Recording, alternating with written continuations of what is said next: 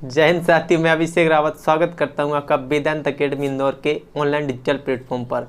आपका forest mains का batch announce हो चुका है और स्टार्ट हो चुका है। तो मैं आपको पढ़ाने वाला हूं बायोलॉजी सब्जेक्ट, और बायोलॉजी आपके सिलेबस में इकाई 8 में दिया गया हुआ है। तो सर्वप्रथम अपन पढ़ेंगे जूलॉजी को। बायोलॉजी के दो पार्ट होते हैं, जूलॉजी और बॉटनी। तो पहले जूलॉजी को कवर करेंगे, देन उसके बाद करेंगे बॉटनी को कवर। तो आपके सिलेबस में जो जीव विज्ञान दिया गया हुआ है इकाई 8 में, उसमें तीसरी लाइन दी गई होगी पाचन तंत्र एवं पाचन प्रक्रिया। तो आज अपन डिस्कस करेंगे वह टॉपिक पाचन तंत्र क्या होता है और इसकी पाचन प्रक्रिया को समझना है, क्योंकि यह एक ऐसा टॉपिक है जिससे क्वेश्चन पूछे ही जाते हैं। हर बार हर एक एग्जाम में एक क्वेश्चन तो रखा हुआ मिलता है आपको, तो इसको डिटेल्स में पढ़ना, हैरान नहीं होना है ना। 1, 2 या 3 लेक्चर होंगे, इसके जितने भी होंगे देखूंगा, लेकिन टॉपिक ऐसा होगा कि आपको एक बार ही पढ़ना रहेगा, कहीं दूसरी जगह पढ़ने की जरूरत भी नहीं रहेगी। चलो तो स्टार्ट करते हैं अपन पाचन तंत्र को, डाइजेस्टिव सिस्टम को। यदि मैं आपसे पूछूं कि डाइजेस्टिव सिस्टम में सिस्टम क्या कहलाता है, तंत्र क्या कहलाता है, तो आपके मन में क्या ख्याल आता है? आपको पहले तो ये मालूम होना चाहिए कि जो ह्यूमन बॉडी है या फिर जो पादप हैं या फिर जो जंतु हैं, ये मिलकर किससे बने होते हैं। तो आप यदि ये जानते हो कि ये मिलकर किससे बने होते हैं, तो आपको मालूम होगा कि व्हाट इज द सिस्टम, तंत्र क्या कहलाता है। तो मैं आपको बता दूं कि आप में पादप जंतु कोई भी क्यों ना हो, इस संसार का जीवित इंसान या जीवित पदार्थ वो मिलकर बना होता है। किससे? सेल से, आपकी कोशिका से। इस सेल से मिलकर वो बना होता है। और जब एक से अधिक सेल, अर्थात मैं कहना चाह रहा हूं ग्रुप ऑफ सेल, एक से अधिक कोशिका मिल जाती हैं, तो वो बना लेते हैं आपका टिश्यू, ऊतक बना लेते हैं। अच्छा, सेल ने किसका निर्माण कर दिया, किसका फॉर्मेशन कर दिया? टिश्यू का फॉर्मेशन कर दिया। अब मैं आपसे कहूं कि एक से अधिक टिश्यू मिल जाए, आपस में टिश्यूओं का ग्रुप बन जाए, आपस में ऊतकों का ग्रुप बन जाए, तो उस ऊतकों के ग्रुप को, उस ग्रुप ऑफ टिश्यू को क्या नाम दिया जाएगा? तो ग्रुप ऑफ टिश्यू कहलाता है आपका ऑर्गन। इसको विशेष ध्यान देना है, इस वर्ड को। अंग, इसको हिंदी में बोलते हो इस ऑर्गन को आप अंग। अब मैं आपसे कहूं कि मैंने अंगों का समूह बनाना है, मेरे को 2, 4, 5, 6 अंग चाहिए और उनका समूह बनाना है, तो उस वर्ड को नाम दूंगा मैं ग्रुप ऑफ ऑर्गन। तो ग्रुप ऑफ ऑर्गन क्या कहलाएगा? फिर मजेदार बात है, ग्रुप ऑफ ऑर्गन कहलाएगा आपका ऑर्गन सिस्टम। क्या कहलाएगा? Organ system. अब देखो, आपको यहां पर सिस्टम वर्ड मिल गया, तंत्र मिल गया। तंत्र क्या कहलाता है? सिस्टम कहलाता है ग्रुप ऑफ ऑर्गन। इन अंगों के समूह को बोला जाता है सिस्टम। और आपको मैं पढ़ाने वाला हूं डाइजेस्टिव सिस्टम, पाचन तंत्र। तो सिस्टम तो आपको मालूम चल गया, ग्रुप ऑफ ऑर्गन सिस्टम कहलाता है। इसमें एक अंग भाग नहीं लेगा, 2 या 2 से अधिक, मतलब समूह भाग लेगा। किनका समूह? अंगों का समूह भाग लेगा। तो वह तंत्र या पाचन की प्रक्रिया में भाग लेने वाले अंगों के समूह को ही क्या कहा जाएगा? पाचन तंत्र। बन गई ना डेफिनेशन? पाचन की प्रक्रिया में भाग लेने वाले अंगों के समूह को कहा जाएगा पाचन तंत्र।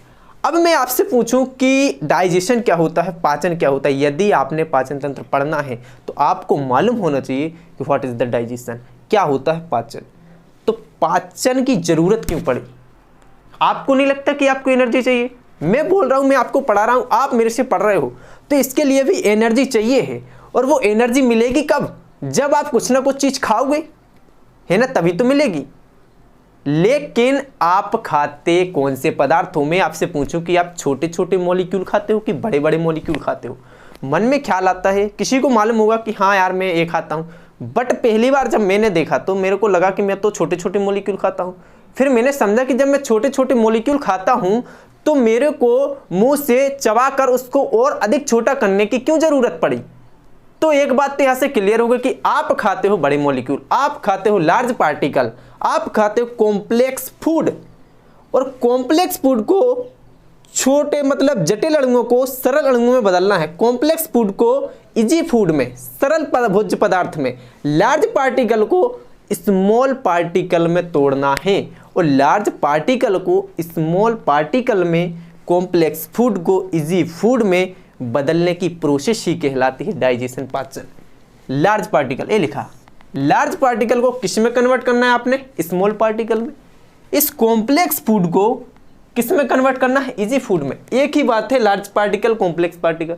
यदि आपको इसमें हिंदी जोड़ना है तो आप इसको लिख सकते हो बड़े मॉलिक्यूल, बड़े अणु लिख सकते हो, बड़े बड़े अणु। और इधर आप लिख सकते हो जटिल अणु।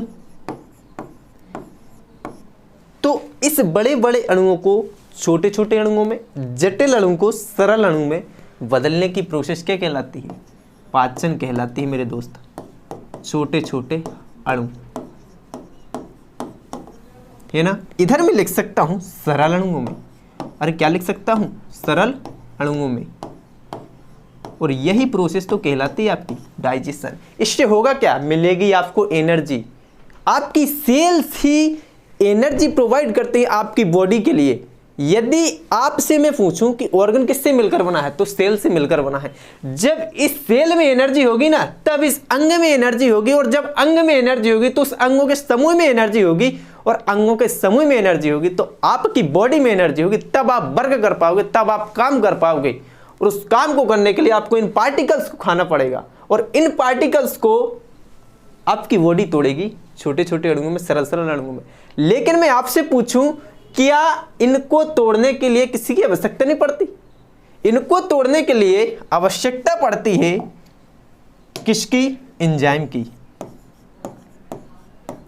ये बहुत इंपॉर्टेंट टर्म्स है, बहुत इंपॉर्टेंट शब्द है।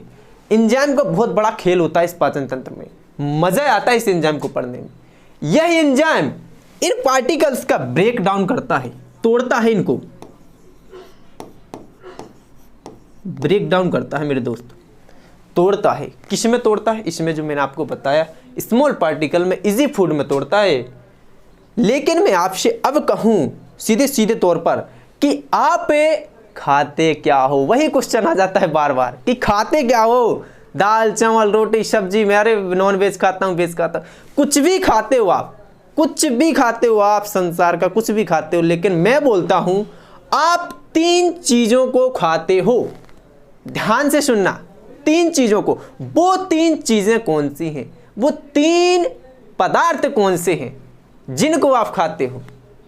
आपको बात मेरी अभी समझ नहीं आएगी। जब मैं आपको बताऊंगा कि इनको खाते हो और इनको इनमें बदलना है, मजा आएगा। और वही पाचन का स्टार्टिंग पॉइंट है, वहीं से समझ में आएगा। तो आप खाते हो कार्बोहाइड्रेट को, आप खाते हो प्रोटीन को, आप खाते हो फैट को।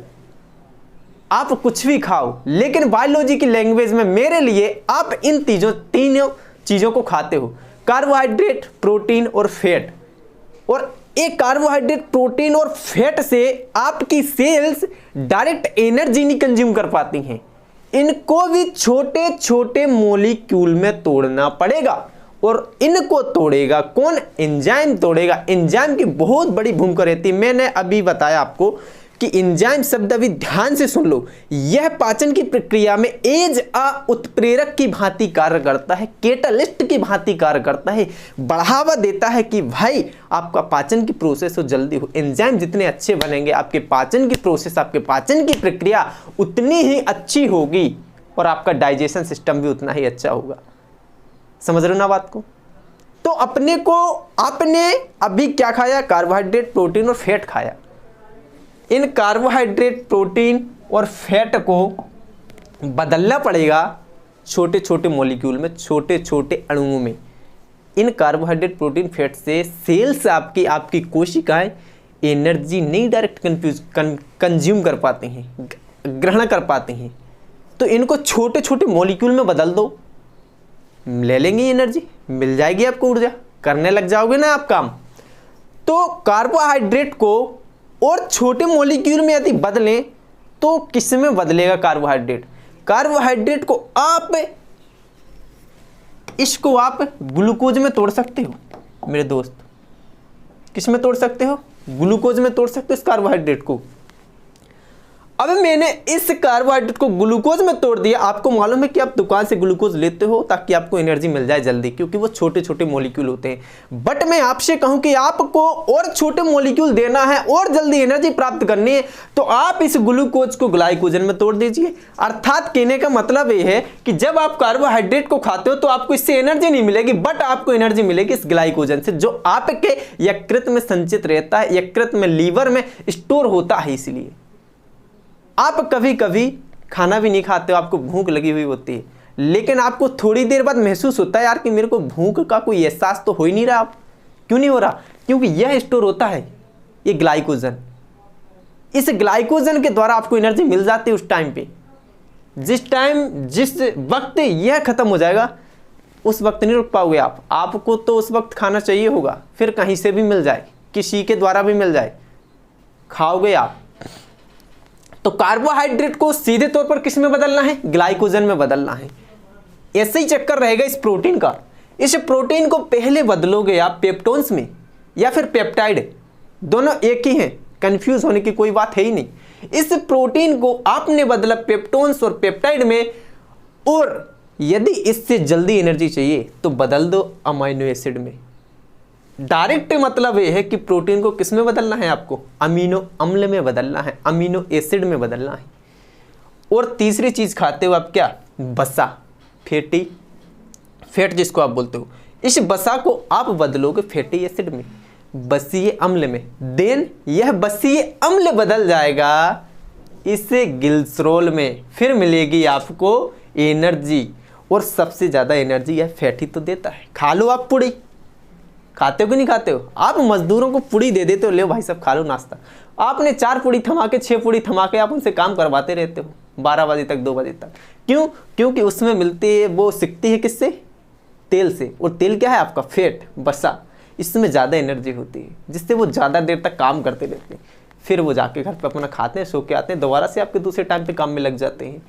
तो आपको इसमें बदलना है। लेकिन आपके मन में एक क्वेश्चन तो आ गया होगा कि हम विटामिन भी लेते हैं। डायरेक्ट आप दुकान से नहीं लेते, बाय डिफॉल्ट आपको फूड में ही, जो आप खाना खाते हो उसमें आपको विटामिन मिल जाता है। आप मिनरल्स भी लेते हो, आप पानी भी लेते हो, जैसे मैंने लिया।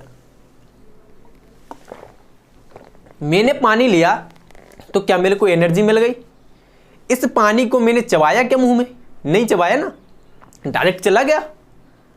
पानी, मिनरल्स, विटामिन, ये बहुत छोटे छोटे मॉलिक्यूल होते हैं। मैं कहूं तो डायरेक्ट ही इजी मॉलिक्यूल होते हैं, सरल अणु होते हैं। अब जब वो पहले से ही सरल अणु हैं तो इनको और सरल अणुओं में क्या बदलने की जरूरत है?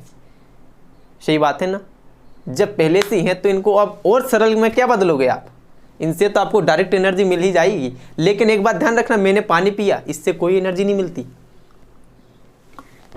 ठीक है ना? तो समझ गए बात को। कार्बोहाइड्रेट को ग्लाइकोजन में, प्रोटीन को अमीनो एसिड में, फैट को ग्लिसरॉल में बदलना पड़ेगा आपको। इन तीनों से मिलेगी एनर्जी। खूब खाओ, खूब खेलो, खूब पियो, आप मज़ा आएगा। अब देखो आगे क्या होने वाला है।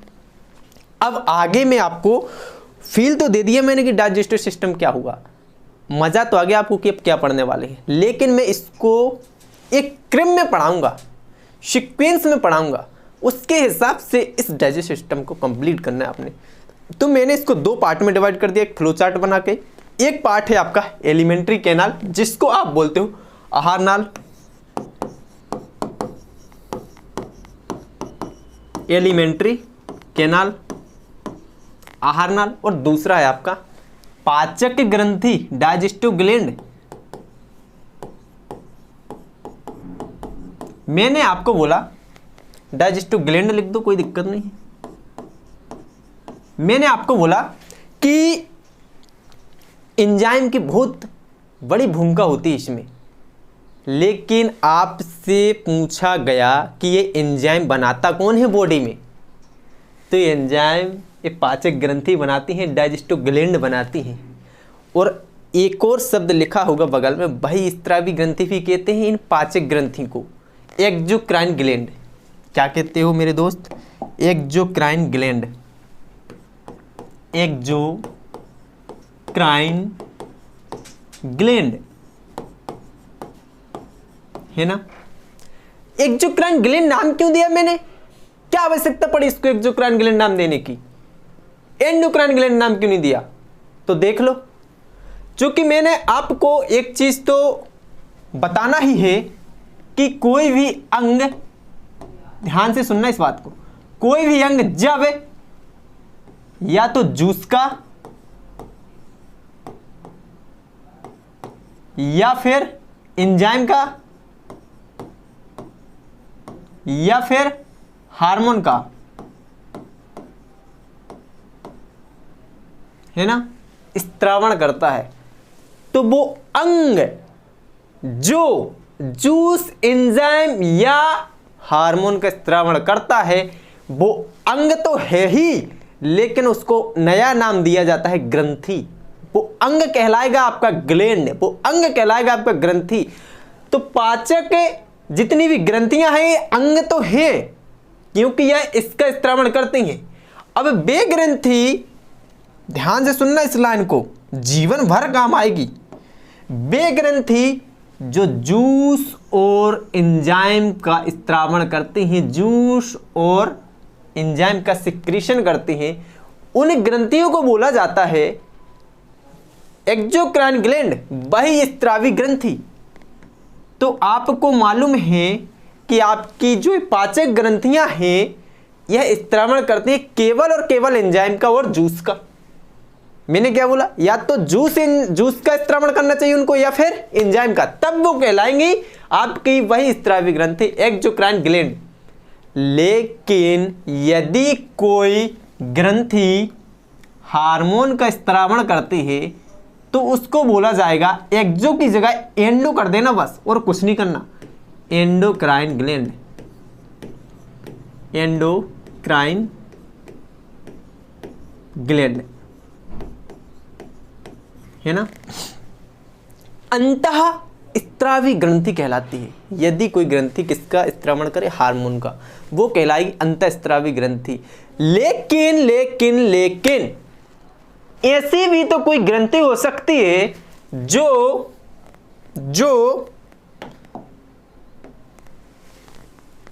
एंजाइम हार्मोन का एक साथ स्त्रावण कर सकती है, या जूस एंजाइम या हार्मोन का एक साथ स्त्रावण कर सकती है, या मैं ऐसा बोल सकता हूं जूस और हार्मोन का एक साथ स्त्रावण करती है। इन दोनों में से किसी एक को ले लो, और हार्मोन तो आपका रहना ही चाहिए। अर्थात कहने का मतलब है एंजाइम या हार्मोन का स्त्रावण कर सकती है, जूस या हार्मोन का स्त्रावण करेगी, या फिर जूस एंजाइम या हार्मोन का स्त्रावण करेगी। तो ओवरऑल उसने हार्मोन और एंजाइम का स्त्रावण किया। ऐसी ग्रंथि को बोला जाता है मिश्रित ग्रंथि, मिक्स्ड ग्लैंड। आगे बताएंगे कि कौन होती है मिश्रित ग्रंथि, कैसे वर्क करती है, कैसे काम करती है आपकी बॉडी के लिए। तो आप समझ गए इस पाचक ग्रंथि को मैंने एक्सोक्राइन ग्लैंड नाम क्यों दिया, क्योंकि यह एंजाइम का सिक्रीशन करती है, एंजाइम का स्त्रावण करती है। ठीक है, अब एलिमेंट्री केनाल क्या है, इसको क्यों लिया मैंने, तो एक बात ध्यान रखिए मेरे दोस्त, कि आप जब खाना खाते हो ना तो खाना मुंह से खाते हो, और मुंह से खाना खाते हो तो वह जाता है सीधा का सीधा, यदि देखें एनस तक, गुदा तक जाता है आपके, जाता कि नहीं जाता।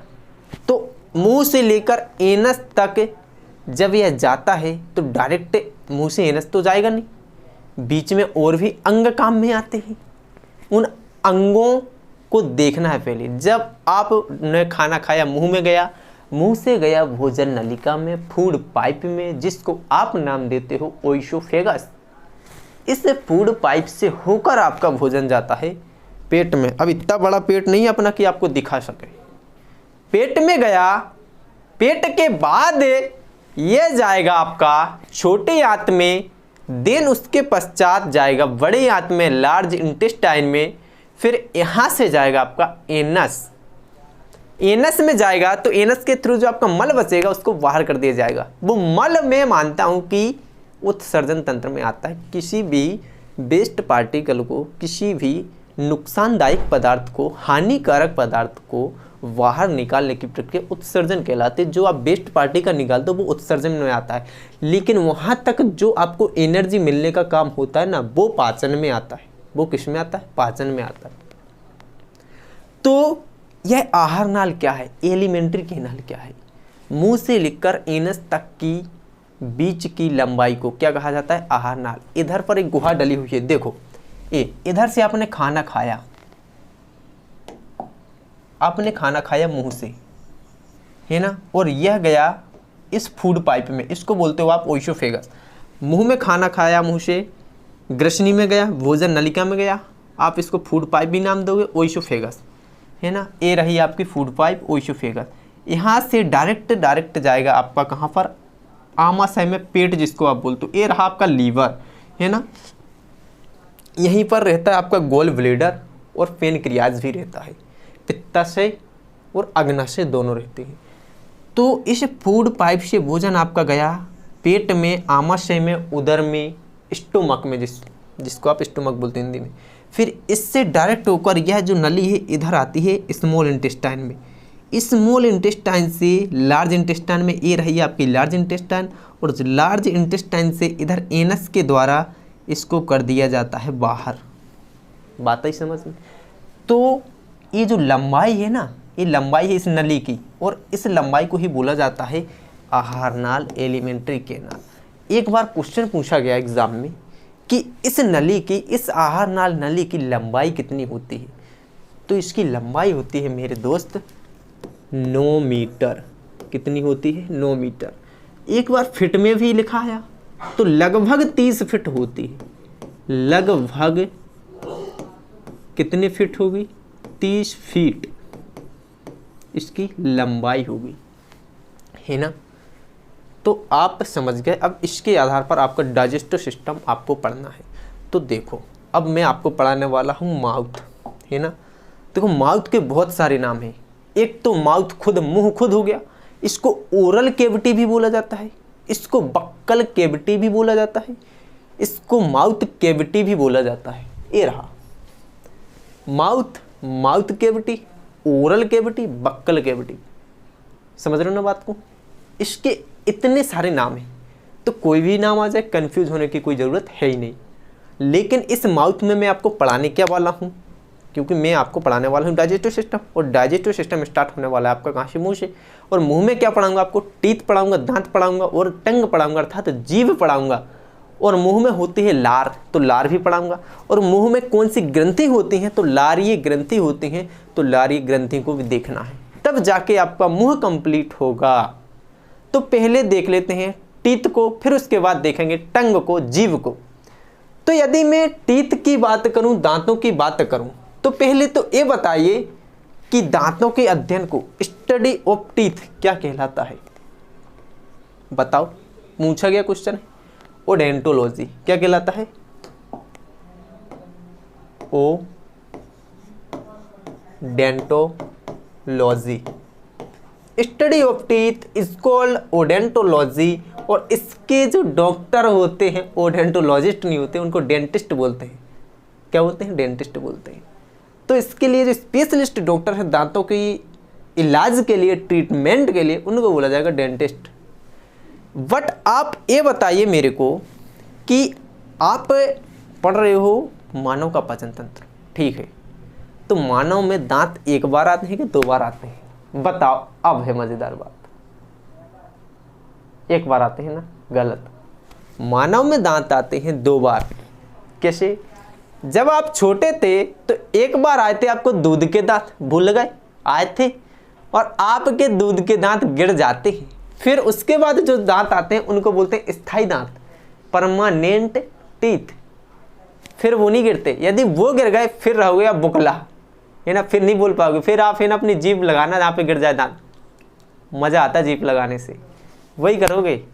लेकिन दूध के दांत गिर जाए वो चलेगा, लेकिन स्थायी दांत गिर जाए वो फिर आपको नुकसानदायक होंगे, शादी में अड़चन डाल सकते हैं आपकी।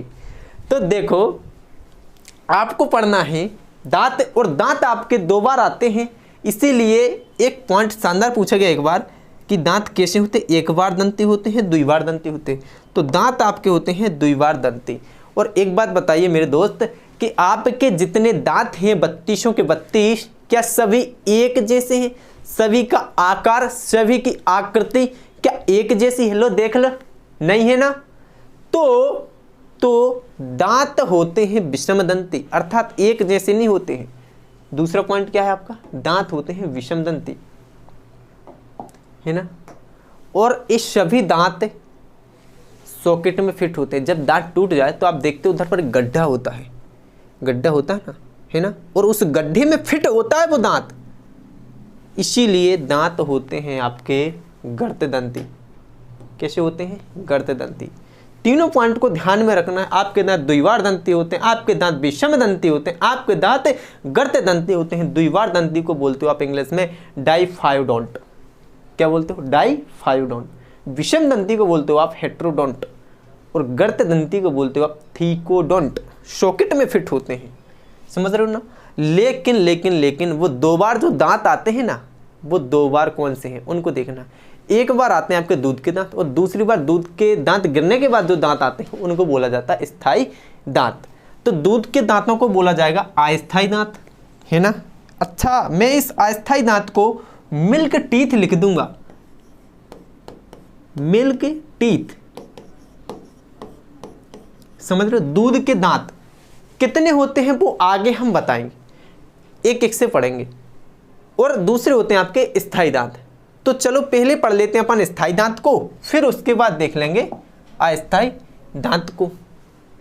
तो आपके स्थायी दांत कितने होते हैं, उनकी संख्या कितनी होती है, पूछा गया क्वेश्चन है कि स्थायी दांतों की संख्या कितनी होती है। तो आपको आंसर करना है, स्थायी दांतों की संख्या होती है मेरे दोस्त 32।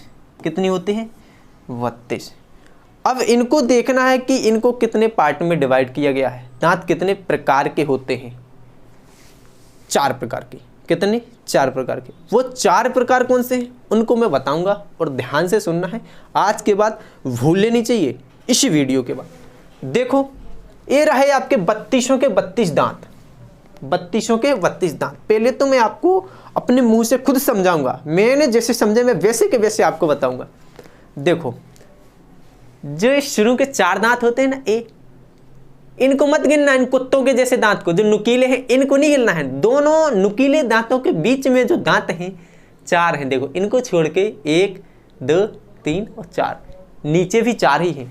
ये देखो इनको छोड़ दो, इन नुकीले दांतों को छोड़ दो, इनको, सॉरी ये इधर लिख गया, इनको जो मैंने ब्लू पॉइंट किया है उनको छोड़ दो। अब उनके बीच में देखो कितने हैं, 4 हैं। ये 4 की नहीं, नीचे भी 4 हैं। तो टोटल इंसीजर की संख्या कितनी होती है, कृंतक की संख्या कितनी होती है। पहला दांत है आपका कृंतक प्रकार का, तो कृंतक दांतों की संख्या, इंसीजर दांतों की संख्या कितनी होती है मेरे दोस्त, 8 होती है। कितनी होती है, 8। अब दूसरा प्रकार आता है केनाइन। तो केनाइन क्या है आपके, जो मैंने ये पॉइंट किए हुए हैं ब्लू कलर में, इनको बोला जाता है केनाइन। ये कुत्ते के जैसे दांत होते हैं। केनाइन का अर्थ होता है लाइक अ डॉग, कुत्ते के समान। और देखो आपकी बॉडी में जितने भी ये केनाइन प्रकार के दांत होंगे वो कुत्ते के जैसे होंगे, नुकीले। इनका काम भी वैसा ही रहता है जैसे कुत्तों का रहता है, चीर फाड़ करना। खाते आप भी जब टांग खाते हो आप भी चीर फाड़ करते हो, कुत्ते भी जब खाते हैं वो भी चीर फाड़ करते हैं। तो इनका काम होता है चीर फाड़ करना। किनका, केनाइन का। इंसीजर का काम क्या रहता है, कटिंग करना। जो आप खाना खाते हो उनको तोड़ता है, वो कट करता है, छोटे छोटे अणुओं में बदलता है। आप जब किसी भी इसको मार्कर को मैं यदि कट करूं तो इनको मैंने छोटे छोटे मॉलिक्यूल में बदल दिया कि नहीं बदल दिया।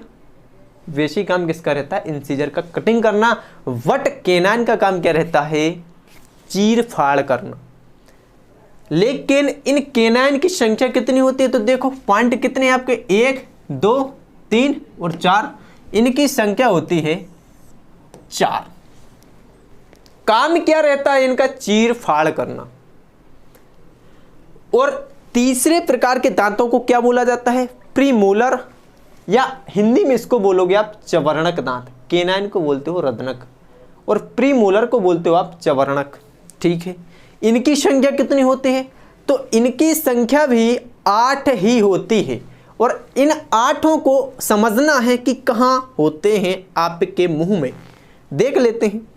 अब केनाइन तक तो आपने पढ़ लिया, इसके बाद देखना है, इसके बाद जो दो दांत है इस साइड, दो दांत है इस साइड, केनाइन के बाद कितने हो गए ऊपरी जबड़े में? 4। सेम नीचे भी कितने होंगे? 4। तो इनकी टोटल संख्या कितनी हो गई? 8। हो गई कि नहीं हो गई? हो गई। देखो यहां पर होगा ए रहे, इसके बाद एक ए, एक ए, एक ए, एक ए, लाल से कर देते हैं, प्रॉब्लम थोड़ी ना कुछ। ए रहा, इस साइड भी देख लो, एक ए रहा, एक ए रहा। सेम यार यहां पे भी होगा, एक ए रहा, एक ए रहा, ए रहा और ए रहा। टोटल कितने हैं? 1 2 3 4। ऊपरी जबड़े में 4 है तो 4 नीचे जबड़े में भी रहेंगे, निचले जबड़े में। टोटल कितने हो जाएंगे? 8 हो जाएंगे। ये करते क्या हैं? इनका काम क्या है? इनका काम है पीसने का। जो आप भोजन खाते हो, आप देखते हो कि गाय भैंस जब घास खाते हैं तो बैठे बैठे कुछ नहीं करते हैं, लास्ट में चबाते रहते हैं। अच्छी तरह से वो पीसती हैं उसको। पीसने का काम सबसे अच्छे कौन से दांत करते हैं? आपके ए वाले प्रीमोलर जो प्रकार के दांत हैं आपके, यह पीसने का काम करते हैं। प्रीमोलर दांत है जो आपके पीसने का काम करते हैं। ग्रिंडिंग हिंदी में, इंग्लिश में क्या बोलते हो? ग्रिंडिंग। बट आपके चौथा जो दांत है उसका नाम क्या है? चौथे प्रकार के दांत का उसका नाम होता है मोलर, चवर्णक, चबाने वाला। अब देखो अग्र चवर्णक जब मैंने आपको पढ़ाया तो नाम से समझ जाना, अग्र का अर्थ होता है फ्री और चवर्णक को बोलते हैं मोलर, तो इसका नाम दे दिया मोलर के पहले जो है, मोलर के पहले जो है उसको नाम दे दिया प्री मोलर। लेकिन प्री मोलर के बाद आएंगे कौन से? मोलर आएंगे कि नहीं आएंगे? और मोलर दांतों की संख्या कितनी होती है? तो मेरे दोस्त मोलर दांतों की संख्या होती है 12। कितनी होती है? 12। अब आप समझ गए। देखो इधर तक को आपने कंप्लीट कर लिया प्री मोलर तक। अब इसके बाद 3 दांत बचे, ए ए ए, 3 इस साइड, ए ए ए, 3 इस साइड, 6 हो गए। जब निचले जबड़े में 6 हैं तो ऊपरी जबड़े में भी 6 रहेंगे। 1 2 3, 1 2 3। टोटल कितने हो गए? यदि मैं आपसे पूछूं संख्या कितनी हो गई इसकी? 12। अब इन सभी को मिला लो, क्या यह 32 है? यदि 32 है तो आपके यह स्थायी दांत है, पूरे के पूरे परमानेंट टीथ है। 8 4 12, 8 20 और 12 कितने होते हैं? 32 है, 32। समझ रहे हो? और इनका काम क्या रहता है? मिक्सिंग करना। यह मिक्स करते हैं लार के साथ आपके भोजन को। लुगदी बनाने में बहुत बड़ा योगदान होता है इन दांतों का, है ना, दाढ़ होती है एक्चुअली में। चलो ये हो गया। लेकिन एक और नाम आता है कि विजडम टीथ क्या कहलाते हैं, अक्कल दाढ़ क्या कहलाती है, अक्कल के दांत जिसको आप नाम देते हो वो क्या कहलाता है और उनकी संख्या कितनी होती है। तो पहले तो आप ये बताइए कि टोटल दांत तो आपकी बॉडी में, आपके मुंह में होते कितने हैं? 32 होते हैं। और इन अक्कल दांतों की संख्या होती है कितनी? 4। तो क्या ये 36 हो जाएंगे? क्या आपके मुंह में 36 दांत पाए जाते हैं? बिल्कुल नहीं पाए जाते। पाए जाते तो 32 ही हैं। लेकिन फिर ये 4 दांत एक्स्ट्रा, ये एक्स्ट्रा है, ये आए कहाँ से? इनको अक्कल दाढ़ क्यों कहा गया? इनको विजडम टीथ नाम क्यों दिया गया? तो एक बात ध्यान रखना, यह छोटी सी उम्र में नहीं आते हैं, यह उस उम्र में आती है जिस उम्र में आपको अक्ल आ जाती है, आपको समझ आ जाती है।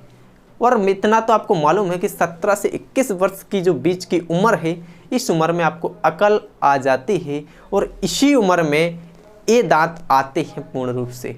इसीलिए इन दांतों को बोला जाता है अक्कल के दांत या अक्कल दाढ़ या विजडम टीथ। होते कितने हैं? 4। अब 4 कैसे? सबसे देखो, मैं इधर ही दिखाता आपको, इस डायग्राम में देखो, जो लास्ट वाला दाढ़ है ये 2 हो गए ऊपरी जबड़े में और 2 नीचे जबड़े में, एक ये रहा, एक ये रहा। लास्ट वाला, इधर का लास्ट वाला, इधर का लास्ट वाला, ऊपरी जबड़े में तो हो गए। सेम नीचे इधर का लास्ट वाला और इधर का लास्ट वाला, 4 हो गए कि नहीं हो गए? तो आपको मालूम है कि ये जो दांत हैं ये तो पूरे के पूरे मोलर हैं, ये तो मोलर हैं। फिर आपने इन अक्कल दाढ़ को मोलर में गिना। तो एक बहुत अच्छा क्वेश्चन पूछा गया था एक बार कि अक्कल के जो दांत हैं, अक्कल दाढ़ है, वो किस प्रकार के दांतों में शामिल है? तो अक्कल दाढ़ आपकी मोलर प्रकार के दांतों में शामिल है। किस में शामिल है? मोलर प्रकार के दांतों में यह शामिल है। इनकी संख्या कितनी होती है? 4 होती है। लेकिन एक बहुत अच्छा क्वेश्चन आया कि जो अक्कल के दांत हैं या विजडम टीथ हैं, इनको वेस्टिजियल ऑर्गन कहा जाता है, इनको अवशेषी अंग कहा जाता है। देखो नोट में मैंने लिखा हुआ है इसको कि मोलर दांत में शामिल होते हैं कौन? आपके विजडम टीथ। संख्या होती है आपकी 4 और किस उम्र में आते हैं? तो 17 से 21 वर्ष की उम्र में आते हैं। इस पॉइंट को नोट कर लो कि यह कौन सा अंग होता है? यह होता है अवशेषी अंग। क्या होता है अवशेषी अंग? क्या होता है वेस्टिजियल ऑर्गन? मैं आपको बता दूं कि आप जब पहले बंदर थे, आपके काम यह आते थे दांत, लेकिन आज की डेट में आपने रूप धारण कर लिया मनुष्य का, है ना, कन्वर्ट हो गए, पड़ी होगी कहानी आदि मानव। लेकिन वे दांत, अब मैं बताने वाला हूं आपको अवशेषी अंग। वे दांत जो केवल और केवल अपनी उपस्थिति दिखाते हैं। क्या दिखाते हैं? उपस्थिति। काम कुछ भी नहीं करते, उनका काम समाप्त हो चुका है। जिन भी वस्तुओं का काम समाप्त हो जाए उनको अवशेषी बोल दिया जाता है। तो दांतों का काम समाप्त हो चुका है, मात्र और मात्र केवल उपस्थिति है आपके मुंह में, इसीलिए इनको बोला जाता है अवशेषी अंग। तो आपके कितने मोलर दांत अवशेषी अंग है? यदि मैं आपसे पूछूं 4, क्योंकि आपको मालूम है कि जो विजडम टीथ है, अक्कल के दाढ़ है आपकी, 4 ही होती हैं और ये अवशेषी अंग होती हैं और यह आती किसमें है? मोलर प्रकार के दांतों में आती हैं। इसीलिए यदि आपसे क्वेश्चन घुमा के भी पूछ दिया जाए कि मोलर में कितने दांत अवशेषी हैं? 4। आंसर क्या रहेगा आपका? 4। हाँ, एक बहुत अच्छा क्वेश्चन मैं लिख के लाया कि जो आपके हाथी के बाहर निकले हुए दांत होते हैं वो किस प्रकार के दांत होते हैं? इसका आंसर देना है आपको, कमेंट बॉक्स में ज़रूर दीजिएगा, फिर मैं आपको बताऊंगा कि क्या होता है ना। अब मैं यदि आपको आंसर बताता हूं तो मेरे आंसर से पहले आपको कमेंट बॉक्स में आपको अपना आंसर देना है। और इनकी संख्या होती है कितनी? 2 होती है। आपको तो मालूम है कि निकले तो बाहर हुए दांत 2 होते हैं, लेकिन क्वेश्चन पूछा गया है कि कौन से प्रकार के दांत? 4 प्रकार के बताए ना मैंने आपको, उनमें से कौन से प्रकार के दांत जो 2 बाहर निकले हुए होते हैं वो कौन से होते हैं? बाहर निकले हुए दांतों की संख्या, मैंने ये नहीं बोला कि हाथी में जितने दांत पाए जाते हैं उनकी संख्या 2 होती है, मैंने ये बोला कि हाथी के जो बाहर निकले हुए दांत होते हैं वो 2 होते हैं, लेकिन वो कौन से प्रकार के होते हैं? आंसर इसका देना है। अब तो वो होते हैं आपके इंसीजर। कौन होते हैं? इंसीजर। कृंतक, कृंतक प्रकार के दांत होते हैं ऊपरी जबड़े के, समझ गए। लेकिन यदि आपसे पूछ दिया जाए कि हाथी में टोटल दांतों की संख्या कितनी होती है, तो टोटल दांत होते हैं इसमें 26। ये 2 काम में नहीं आते, ये 2 काम में नहीं आते, बस ये तो हंसने के लिए है, हंसता रहता हाथी, आप देखते रहो, आप उसमें खुश रहते, बाकी 24 काम में आते। जिससे मैं आपको एक क्वेश्चन बताना भूल गया, इसमें बहुत शानदार क्वेश्चन है, उसको अपन देख लेते हैं। कौन सा है? हाँ, कि जब आप हंसते हो तो कौन से दांत दिखाई देते हैं? किसी को देखकर हंसते ही होगे आप, मन में भी हंसते रहते हैं आजकल के लड़के तो, है ना। तो जब आप हंसते हो तो कौन से प्रकार के दांत दिखाई देते हैं? किन दांतों को स्माइल टीथ नाम दिया गया है? किन को कहा गया स्माइल टीथ? तो इंसीजर को ही कहा गया है। इनको दूसरा नाम दिया जाता है स्माइल टीथ। बात आई समझ में? अब आगे चलते हैं जहां अपन चल रहे थे।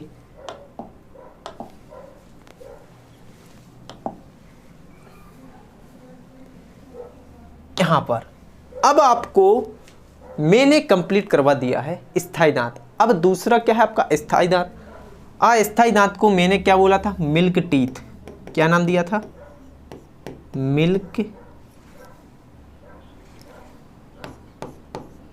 टीथ। दूध के दांत भी बोला जाता है इनको, दूध के दांत। ये छोटी सी उम्र में ही आते हैं, इतने तो आप है ना ज्ञानी हो, इतना तो आप जानते हो। इनको नाम दिया ना मिल्क टीथ।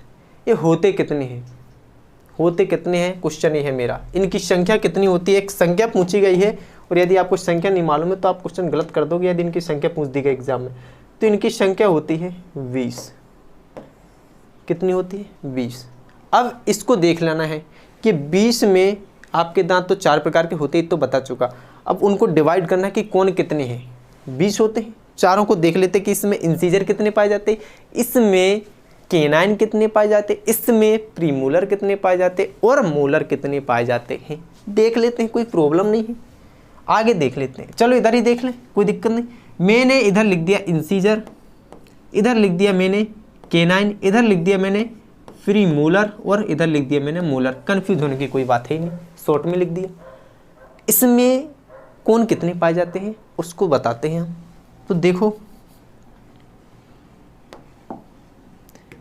इसमें इंसीजर तो आपके 8 के 8 ही रहते हैं, इंसीजर में कोई बदलाव नहीं होता।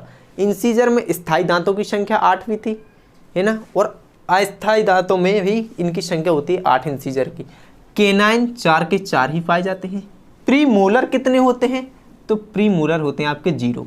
देखो अब बचे कितने हैं, 8 4 12 और टोटल कितने होते हैं 20, बचे हुए कितने आपके 8। तो 8 जो आपके दांत होते हैं वो होते हैं मोलर।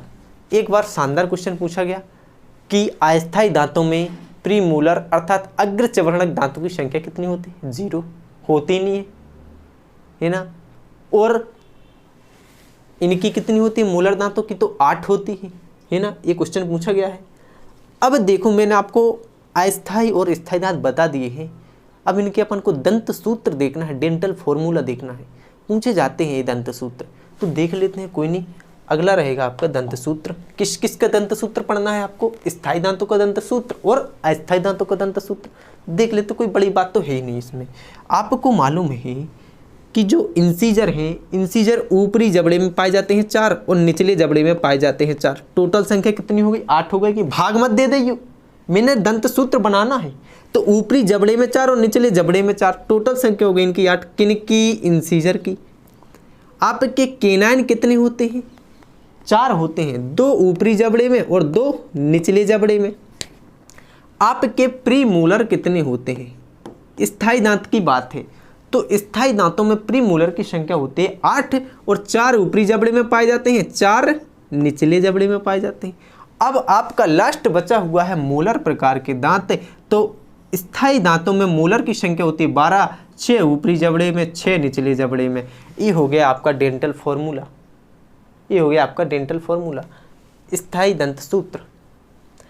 एक और मैं बना सकता, देखो किस तरीके से, कंफ्यूज कितना करता है एग्जामिनर आपको। देखो और करके मैं एक और बना दूंगा आपके सामने, है ना। देखो क्या इस संख्या को देखने से 2 कॉमन नहीं मिल रहा, मिल रहा है, ले लो 2 कॉमन, ले लिया। अब देखो 2 ले लिया कॉमन, तो इधर कितना बचेगा, 2 बचेगा, नीचे भी 2 बचेगा इंसीजर, इधर तो 1 ही बचेगा केनाइन, ये तो 1 ही बचेगा, है ना।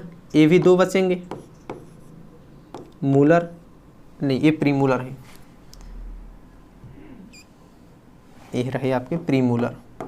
और एक कितने बचेंगे आपके, 3 मोलर, है ना। तो एक ए डेंटल फॉर्मूला भी आपसे पूछा जा सकता है ना।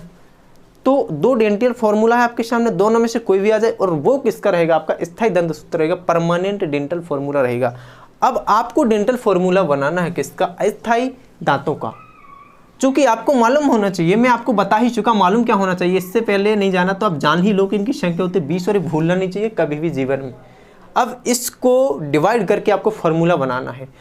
तो बताइए इसमें इंसीजर की संख्या कितनी होती है, लिख ही लेते हैं, नहीं तो आप समझ में नहीं आएगा। इंसीजर की संख्या तो 8 ही रहती है। केनाइन कितने होते हैं, केनाइन होते हैं आपके 4 के 4, चलो समझ जाना है ना। और प्रीमोलर कितने होते हैं, 0 होते हैं। और मोलर कितने होते हैं, तो मोलर होते हैं आपके 8, टोटल संख्या 20। अब इसका बनाना है आपने क्या, डेंटल फॉर्मूला बना लेते हैं, कोई बड़ी बात तो है ही नहीं। देखो इसको डिवाइड कर दो, 4 ऊपर रहेंगे, ये 4 नीचे रहेंगे, कौन है आपके, इंसीजर है ना। 2 ऊपर रहेंगे, 2 नीचे रहेंगे, कौन है आपके, केनाइन है। प्रीमोलर तो 0 है, तो 0 0 दे दो बच्चे को, कोई दिक्कत नहीं।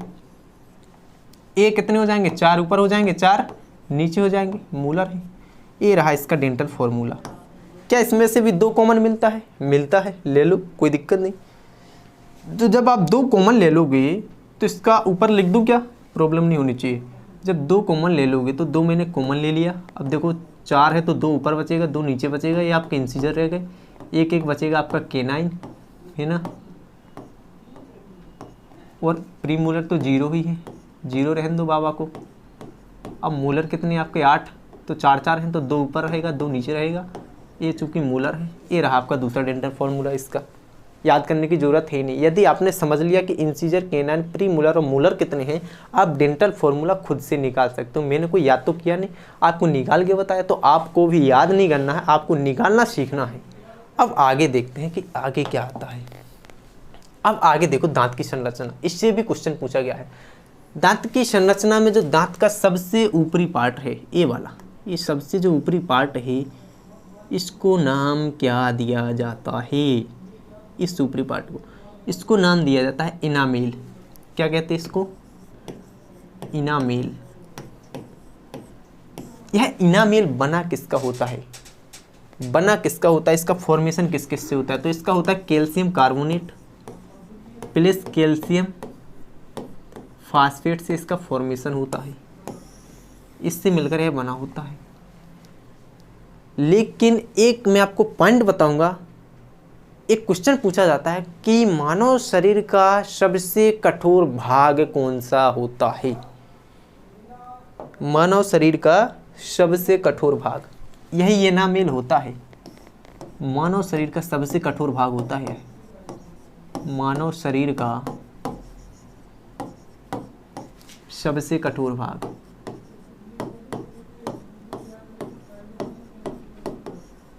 इनामेल। अच्छा, मैं आपसे पूछूं कि यह इनामेल मानव शरीर का सबसे कठोर भाग क्यों है? अब इसका जवाब क्या दोगे आप? तो इसका जवाब सीधा सीधा है कि इसमें पाया जाता है पानी 0%। पानी तो पाया ही नहीं जाता है। जब किसी भी चीज में पानी नहीं पाया जाएगा तो सीधी सीधी बात है, वो चीज कठोर तो होनी ही है। इसीलिए यह एनामेल आपका सबसे कठोर भाग होता है। दांतों का तो होता ही है, लेकिन मानव शरीर का भी सबसे कठोर भाग होता है। ये है इनामेल के बाद का जो भाग होता है दांतों का, उनको बोला जाता है डेंटाइन। ये रहा आपका डेंटाइन, एक खोखला पार्ट होता है आपका। इसके बाद आते हैं आपके गम्स, मसूड़े में डेंटाइन लगा हुआ होता है। इसके बाद आता है पल्प। यह पल्प जुड़ा होता है आपका नर्व से एंड ब्लड वेसल्स से। यह नर्व और ब्लड वेसल्स में होता है आपका ग्लूकोज। इसमें ग्लूकोज रहता है प्लस इसमें ब्लड रहता है। समझ रहे हो ना? यह ग्लूकोज और ब्लड एनर्जी प्रोवाइड करते हैं आपको सर्वाइव करने के लिए, आपके दांतों को जीवित रखने के लिए यह इसको एनर्जी देते हैं। आपको मालूम है कि ग्लूकोज में एनर्जी होती है, मैं आपको पहले बता चुका हूँ। कार्बोहाइड्रेट किस में कन्वर्ट होता है? ग्लूकोज में। तो इस नर्व एंड ब्लड वेसल्स में ग्लूकोज पाया जाता है, तो ब्लड भी पाया जाता है, तो ऑक्सीजन भी प्रोवाइड होती है। तो यह सर्वाइव करते हैं, आपके दांतों को जीवित रखते हैं। और यह हड्डी कठोरता प्रदान करती है आपके दांतों को। क्या करती है? कठोरता प्रदान करती है। ठीक है। ऊपरी पार्ट को जो ये है इनामेल और डेंटाइन, ये कहलाता है आपका क्राउन। बीच वाले पार्ट को नेक बोला जाता है, और नीचे वाला पार्ट है आपका जो हड्डी वाला, ये पूरा का पूरा, इसको रूट बोला जाता है, रूट। लेकिन इसमें मज़ेदार क्वेश्चन क्या है, उसमें ध्यान देने योग्य बात है। मज़ेदार क्वेश्चन ये है कि यदि मानकर क्या चलो, आज के ज़माने में नए नए लड़कों को भी दांत खराब हो रहे हैं। आपके दांत खराब हो गए, आप गए डॉक्टर के पास और डॉक्टर ने आपको सलाह दी कि अब आपको दांत लगवाने पड़ेंगे, कृत्रिम दांत, वो खुद लगाएगा आपको। तो फिर जो कृत्रिम दांत हैं, क्वेश्चन पूछा जाता है कि ये कृत्रिम दांत किसके बनाए जाते हैं, उसका आंसर करना है आपने। तो कृत्रिम दांत, ध्यान से सुनो, किसके बनाए जाते हैं। मेरे जवाब से पहले आपको अपना आंसर देना है कमेंट बॉक्स में। कृत्रिम दांत बनाए जाते हैं पोरसलिन के, पोरसलिन के। अब आप कहोगे कि ये पोरसलिन क्या है, ये पोरसलिन क्या है, तो आप एक बात ध्यान देना कि आप सर्च करना इसको गूगल पर, फिर आपको इसके कंपोनेंट मिल जाएंगे कि यह किस किस से मिलकर बना होता है। यह भी एक प्रकार का पाउडर है, लेकिन जो दांत बनते हैं उस दांत में पाउडर डाल दिया जाता है, वो तो कैल्शियम रहता है। तो इसका आपको कंपोनेंट यदि देखना हो किससे बनाया जाता है, आप सर्च कर सकते हो, है ना। पाउडर नहीं है बटे, पाउडर तो कैल्शियम का होता है। तो कृत्रिम दांत किसके बनाए जाते हैं? पोरसलिन के बनाए जाते हैं। अब अगली स्लाइड को देखते हैं अपन कि इसमें क्या दिया हुआ है और आपको क्या पढ़ना है, जीभ पढ़ना है। तो जीव क्या है, पहले तो ये बताइए। आपसे मैं पूछूंगा कि संवेदी अंग कितने होते हैं, तो आप कहोगे कि 5 होते हैं। कौन कौन से होते हैं? नाक, कान, जीभ और त्वचा। आंख तो भूल ही गए, नाक, कान, आंख, जीभ और त्वचा, है ना। तो इन 5 में से जीभ का भी नाम है इनमें। तो जीभ भी क्या है आपका? एक सेंसिटिव ऑर्गन है, संवेदी अंग है। और यह किसका अनुभव कराता है? यह अनुभव कराता है स्वाद का, कि आप खाते क्या हो, आप किस प्रकार का पदार्थ खाते हो, खट्टा, मीठा, कड़वा या नमकीन या फिर झंझनाहट वाला। जो कुछ भी आप खाते हो उसके स्वाद का अनुभव कराता है आपकी जीभ। बट आपसे एक बार पूछा गया है कि जीभ की लंबाई कितनी होती है, तो जीभ की लंबाई होती है आपकी 10 सेंटीमीटर, है ना। और यह जीभ बनी किससे होती है? क्या इस जीभ में हड्डी पाई जाती है? नहीं पाई जाती। इतना तो आपको मालूम है, चेक कर लेना, अभी विश्वास ना हो तो। जीभ में कोई हड्डी नहीं पाई जाती और यह बनी होती है आपकी मांसपेशियों से, मसल्स से बनी होती है। इसीलिए जीभ एक प्रकार का मस्कुलर ऑर्गन है, मांसपेशीय अंग है। कौन? आपका जीभ। किसका अनुभव कराता है? स्वाद का अनुभव कराता है। इसके पार्ट कितने होते हैं? तो इसके 4 पार्ट होते हैं, कहीं कहीं 5 भी लिखे मिलेंगे आपको, वो मैं बता दूंगा कि 5वां कौन सा होता है, कैसे काम करता है वो। तो पहला जो जीभ का पार्ट है, यह मीठे स्वाद का अनुभव कराता है। आप जो कुछ भी मीठा खाते हो उस मीठे स्वाद का अनुभव कराता है आपका यह अग्र पार्ट, यह स्वीट अर्थात मीठे स्वाद का अनुभव कराता है ना। और इसके बाद जो आता है जीभ का पार्ट, वो होता है सोल्टी पार्ट, अर्थात जो आप नमकीन खाते हो, नमक खाते हो, नमकीन स्वाद का अनुभव कौन कराता है? आपका स्वीट के बाद जो आपका सोल्टी पार्ट आता है वो आपको नमकीन स्वाद का अनुभव कराता है। इसके बाद आपको खट्टे स्वाद का अनुभव प्राप्त होता है जीभ के जस्ट पिछले ये वाला पार्ट जीभ को खट्टे स्वाद का अनुभव कराता है। कौन से स्वाद का? खट्टे स्वाद का अनुभव कराता है। और सबसे जो पीछे वाला पार्ट है यह कराता है आपको कड़वे स्वाद का अनुभव, कि आप कितना कड़वा खाते हो। कड़वे स्वाद का अनुभव कराता है। आप करेला खाते हो, आपके कड़वे लगते हैं ना, तो उस कड़वे स्वाद का अनुभव यही बताता है कि बेटा यार भाई ये मत खाओ, आ रहे तो है ना कड़वा लग रहा है, आप खाना छोड़ देते हो। यदि वो कड़वा नहीं लग रहा फिर आप खाओ, मौज मस्ती करो, कोई दिक्कत नहीं। अब एक और इंटरेस्टिंग बात क्या है इसमें, वो देखना है कि जो जीभ का ये अंतिम पार्ट होता है ना, ये इधर पाई जाती हैं कुछ बड, कुछ कलिकाएं, ये हैं आपकी बड। इनका नाम क्या होता है? तो इनको नाम दे दिया जाता है जिंजर बड, जिंजर बड। इसको नाम दे दिया जाता है गार्लिक बड, गार्लिक बड। और एक और नाम दिया जाता है, इसको बोला जाता है ओनियन बड। क्या बोला जाता है? ओनियन बड। अर्थात ओनियन का मतलब तो आपको मालूम, ओनियन को क्या बोला जाता है? प्याज, है ना। गार्लिक को क्या बोला जाता है? लहसुन। और जिंजर को क्या बोला जाता है? अदरक।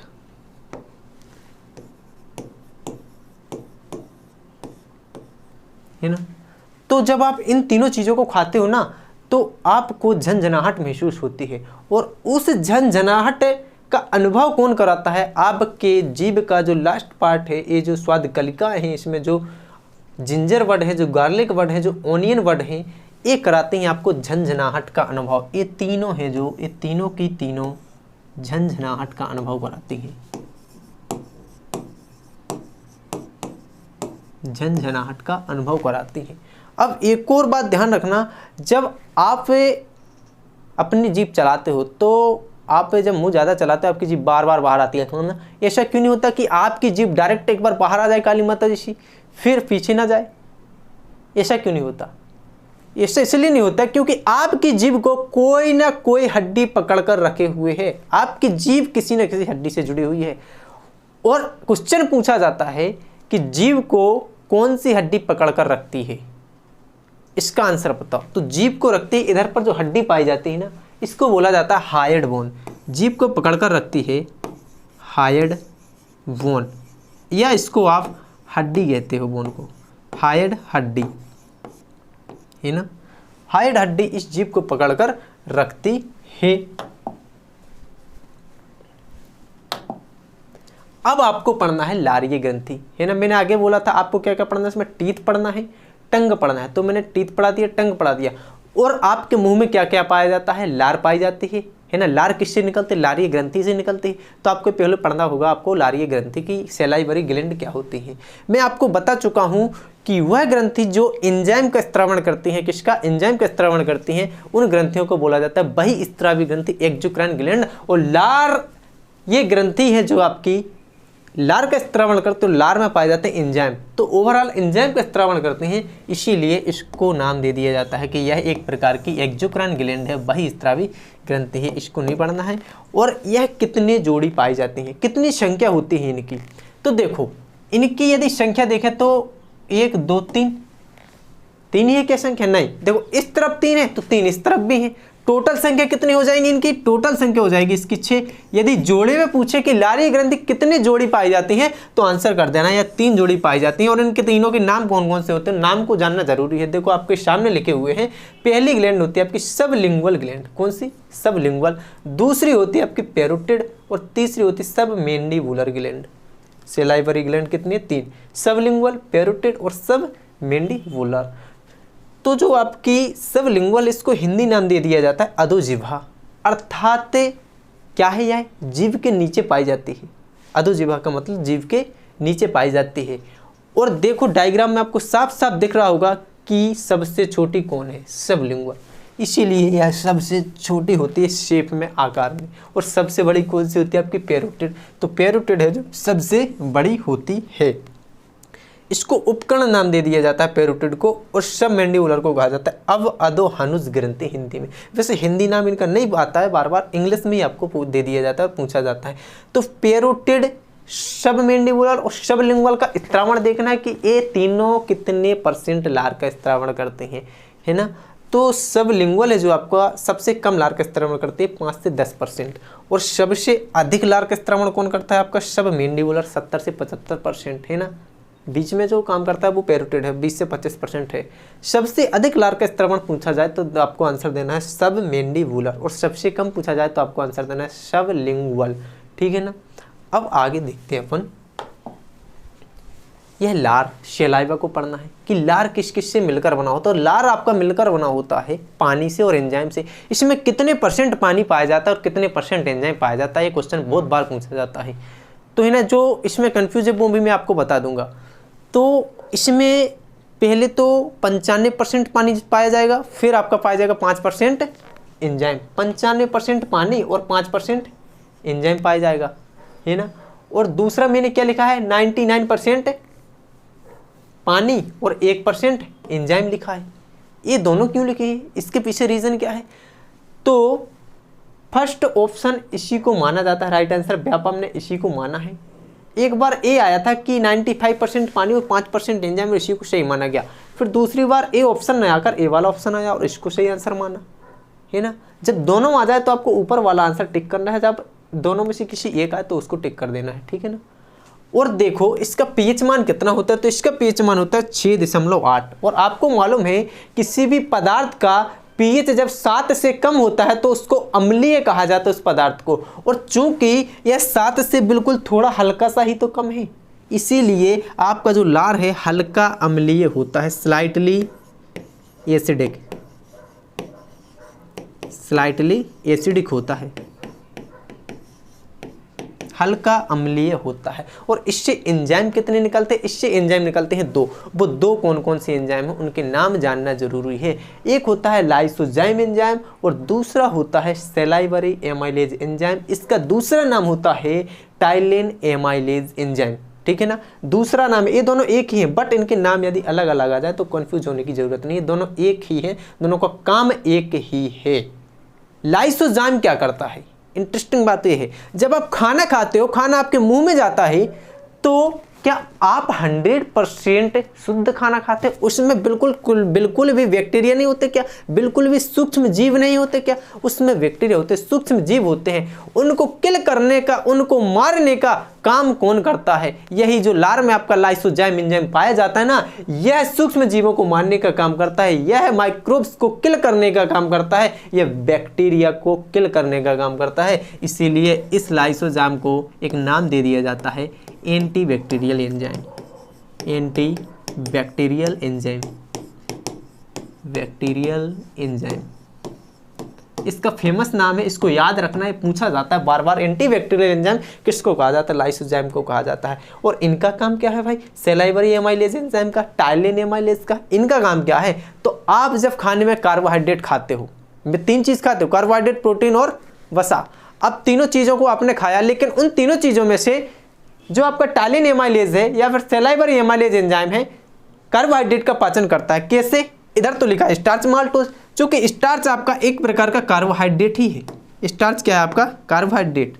और माल्टोज भी क्या है आपका? कार्बोहाइड्रेट। स्टार्च कौन से प्रकार का कार्बोहाइड्रेट है? चूंकि कार्बोहाइड्रेट भी 3 प्रकार के होते हैं। एक होता है मोनोसेकेराइड, दूसरा होता है ओलिगोसेकेराइड, इसके भी 2 पार्ट होते हैं, डाइसेकेराइड और ट्राइसेकेराइड, और तीसरा होता है आपका पॉलीसेकेराइड।